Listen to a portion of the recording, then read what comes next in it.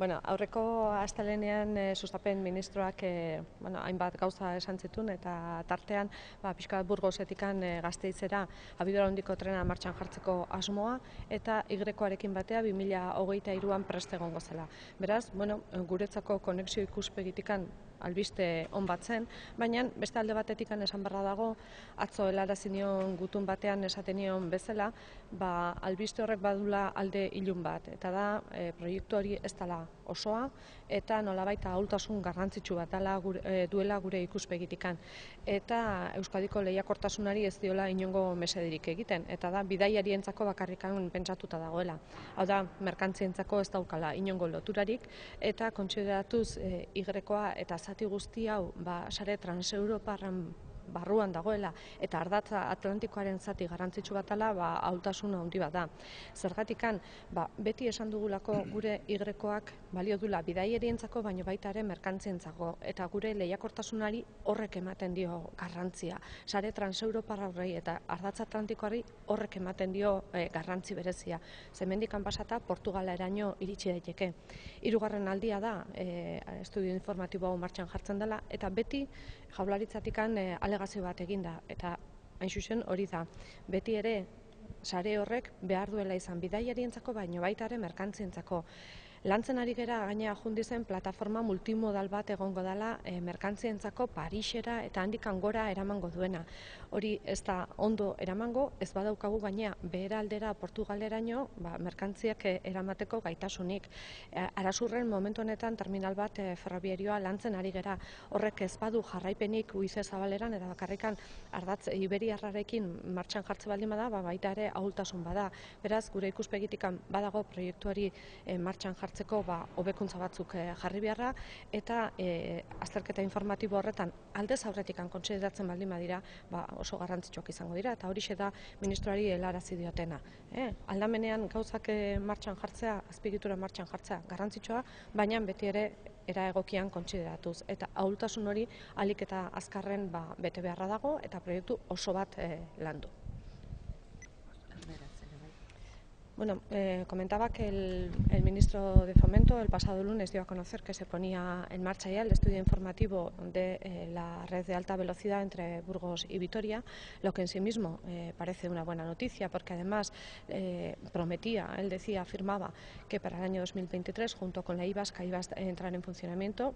Pues lo que en sí mismo parece una buena noticia a todos los efectos, tiene un punto débil importante, desde luego desde el punto de vista del Gobierno vasco, y siempre lo hemos dicho así, que se lo he trasladado al propio ministro por carta ya ayer mismo por la tarde, en el que decimos es un proyecto interesante, sí, pero no es un proyecto completo y desde luego tiene un punto débil muy importante.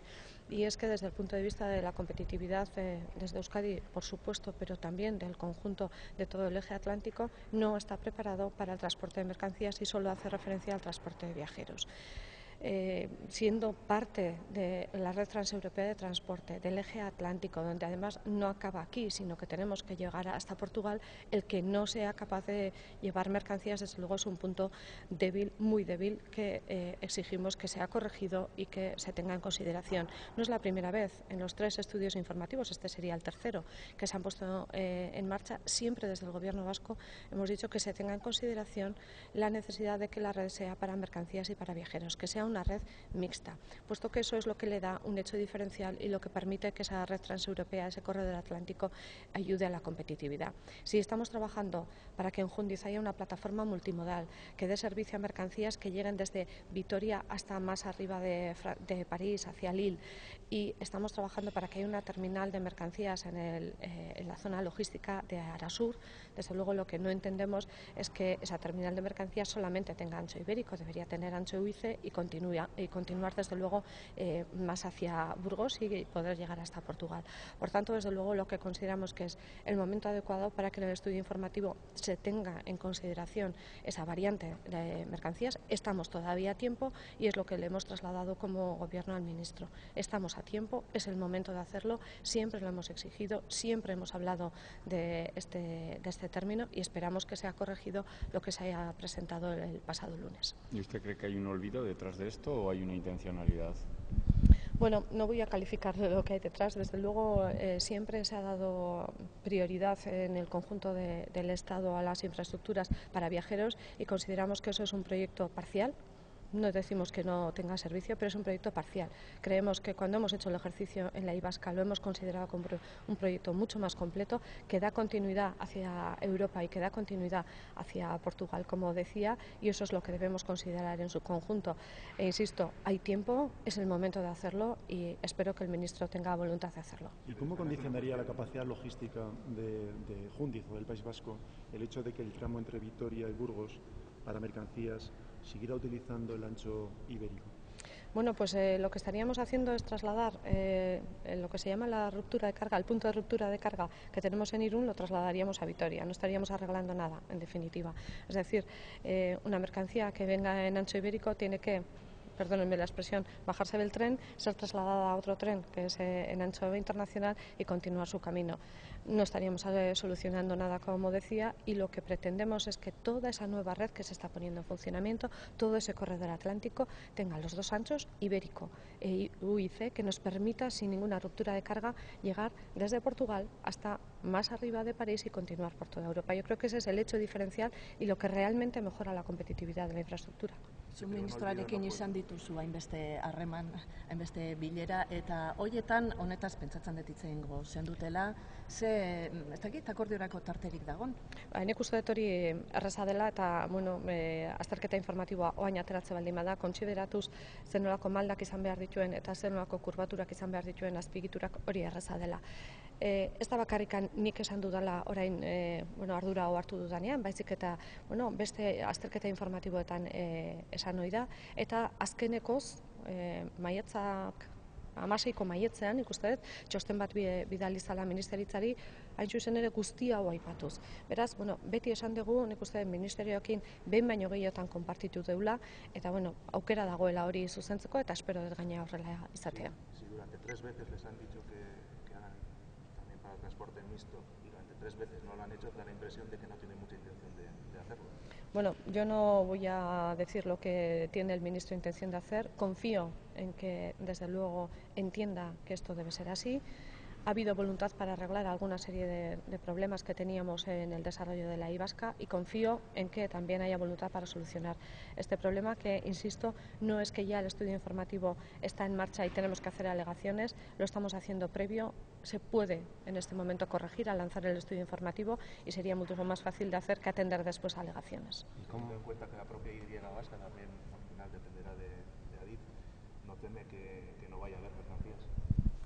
Por la I-Vasca, no, porque en estos momentos, como decía, la I-Vasca no es una isla en sí misma, es parte de una red transeuropea de transporte, es parte del corredor atlántico que no empieza y termina en Euskadi, sino que tiene continuidad. Por tanto, en el peor de los casos, diríamos, si se produjera la situación de que el transporte de mercancías acaba en Vitoria, de Vitoria hacia Europa lo tendríamos garantizado, pero quiero insistir en que confío en que el ministro sea consciente de esta situación, de que la red del corredor atlántico tiene que llegar hasta Portugal y por tanto tenemos que garantizar que las mercancías también en ancho internacional lleguen hasta allí. ¿Y exactamente cómo se corregiría? ¿Qué cambios habría que hacer? En el caso de Arasur, ¿tendría que pasar el trazado por Arasur? Porque lo que ha propuesto el Ministerio lo lleva bastante al norte. Bueno, lo que tiene que considerar para que sea posible transportar mercancías hace referencia a la configuración física, es decir, sobre todo a los radios de curvatura de esa red y a las pendientes que tiene que llevar. Hace referencia únicamente a eso. Si en esos momentos se tiene en consideración todos esos aspectos, se puede hacer. Y la terminal de Arasur también quedaría garantizada, su conexión se podría hacer perfectamente, aunque no pase por el mismo término de Arasur. Pero sí es importante que esas pendientes garanticen que el transporte de mercancías se puede hacer y que los radios de curvatura también lo garanticen. Son los dos elementos que desde luego diferencian una red exclusiva de viajeros o una de viajeros y mercancías. Este trazado, perdón. Decía que estaba garantizado el transporte de mercancías desde Gasteiz hasta Europa, pero ¿en qué año calcula más o menos que eso podría ser en alta velocidad? Vamos a hablar de altas prestaciones. Cuando hablamos de alta velocidad y estamos hablando de 350 km por hora, una mercancía nunca va a ir a esa velocidad. Sin embargo, es una red de altas prestaciones que permite que las mercancías vayan a una velocidad superior a los tradicionales 60-90 km por hora. Es una red que funciona, por ejemplo, en la red alemana, una red mixta y que permite que las mercancías vayan a una velocidad mayor y puedan hacerlo. ¿En qué momento sería? Cuando la red esté funcionando, esperemos que sea realmente en el 2023, la red está preparada para viajeros y mercancías y desde ese mismo momento podría ser una realidad. ¿El Estado francés tendría también altas prestaciones? En el Estado francés la red ya es de ancho internacional y tiene una red de mercancías que sirve para ancho internacional. Otra cosa es que esas mercancías no irían por la red de 350 km por hora, eso es evidente. La red francesa tiene como dos redes diferentes, una para mercancías y otra para viajeros. Es un sistema absolutamente diferente de la alemana que comparte y sería como la I vasca con un tráfico mixto. Pero bueno, el que la red francesa no haya desarrollado la red de alta velocidad entre Burdeos y Hendaya no implica que las mercancías no puedan cruzar la Muga y continuar hacia Europa.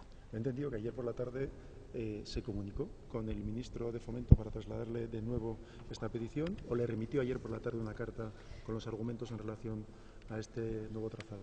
La comunicación con el Ministerio es fluida y sigue siéndolo y la relación es buena. Por tanto, ayer hubo varias comunicaciones, no con el ministro en persona, sino con varias personas de su equipo trasladándoles nuestra preocupación y porque constara por escrito, yo le remití una carta al ministro, trasladándole también nuestra preocupación y el que fuera consciente de la situación que se estaba produciendo. Y este trazado, tal como está recogido en el proyecto informativo, ¿cómo condiciona el proyecto de autopista ferroviaria que tenía como origen o destino la plataforma logística de Jundiz? En lo que hace referencia a la propia autopista entre Jundiz y Lille, no tendría excesivo problema si lo consideramos desde el propio Jundiz, desde Vitoria. Ahora bien, la salida desde Vitoria hacia el sur, hacia Portugal, quedaría absolutamente cortada. Por lo tanto, como previamente decía, esa ruptura de carga que se produce en este momento en Irún la estaríamos trasladando a Vitoria y eso para nosotros desde luego no es la forma más adecuada de trabajar. Estaríamos, por ejemplo, haciendo que todo el tráfico que se pueda producir desde la plataforma logística de Arasur no pudiera salir directamente en ancho internacional hacia Europa y tuviera que trasladarse a Jundiz para desde Jundiz volver a cambiar de tren. Eso desde luego sería una dificultad añadida y dañaría la competitividad de todo nuestro tejido empresarial. Por tanto, siendo conscientes, por ejemplo, de esa situación y de otras muchas que se pueden ir produciendo, creo e insisto en que es el momento de corregir esa situación. El estudio informativo todavía no ha salido a la luz pública y si se consideran esos aspectos podría ser corregida. Hoy por hoy, ¿cuál es el tanto por ciento del transporte llega por tren hasta ahí? Muy poquito, como usted sabe, en todo el Estado español, pues entre un 4 y un 6% del tráfico total de mercancías circula por tren, hasta Irún o hacia cualquier otro puerto o hacia cualquier otro lugar. Las mercancías en este momento están realmente, vamos a decir, penalizadas en cuanto a tráfico ferroviario y uno de los aspectos que siempre se ha considerado que en cualquier plan aparece, pero que después no somos capaces de articular y ahora mismo lo estamos viendo, que hay momentos en los que la voluntad plasmada en un plan y la voluntad real a la hora de poner en marcha la infraestructura, pues parece que no concuerdan. Si queremos realmente hacer que eso aumente, que lleguemos como mínimo a un 10%, y ya sería un mínimo, insisto, tenemos que poner en marcha toda una serie de infraestructuras y poner los medios para que sea una realidad. Con la voluntad escrita en un documento no es suficiente y ahora es el momento de tomar las decisiones que hagan que ese tráfico de mercancías aumente, nos haga llegar a los puertos y desde luego haga que los camiones que tenemos en nuestras carreteras se reduzcan. No van a desaparecer, pero que al menos sean reducidos. Eso ayuda a que además se contamine menos y a que el tráfico para viajeros sea muchísimo más cómodo y la seguridad también quede más garantizada. Ayer el portavoz del Gobierno incorporó como una de las transferencias prioritarias en esta negociación siempre abierta con el Gobierno central precisamente el traspaso de todo lo que tiene que ver el ferrocarril en Euskadi. Incluso planteó la necesidad de constituir una comisión con el Gobierno central, que entiendo que por la parte vasca presidiría usted. Lo que quiero saber es si existe esa posibilidad de constituir esa comisión y cuál sería la propuesta que trasladara usted como consejera para requerir esta competencia. ¿Sobre qué documento base y qué tipo de competencias consideraría necesarias para llevar a cabo esa transferencia? Bueno, la comisión no es una comisión nueva, es la comisión mixta de transferencias, donde se tratan todas las transferencias que deberían haber sido trasladadas al Gobierno vasco y que no lo han sido. Por tanto, en esa comisión mixta de transferencias no la presido yo, la comisión mixta de transferencias la preside el señor Erkoreka, el consejero Erkoreka. ¿Sobre qué base estaríamos trabajando? Pues sobre una base ya muy adelantada, un documento muy adelantado que se estuvo trabajando en esa misma comisión mixta de transferencias en el momento en el que el señor Zapatero era presidente del Gobierno. Por tanto, retomaríamos de alguna forma aquellas negociaciones para que fuera transferido toda la red de cercanías y toda la red que funciona, vamos a decir, en ancho ibérico, por decirlo de forma más coloquial, en el ancho que conocemos como Renfe, a la comunidad autónoma. Pero insisto, es en la comisión mixta de transferencias donde se debe trabajar.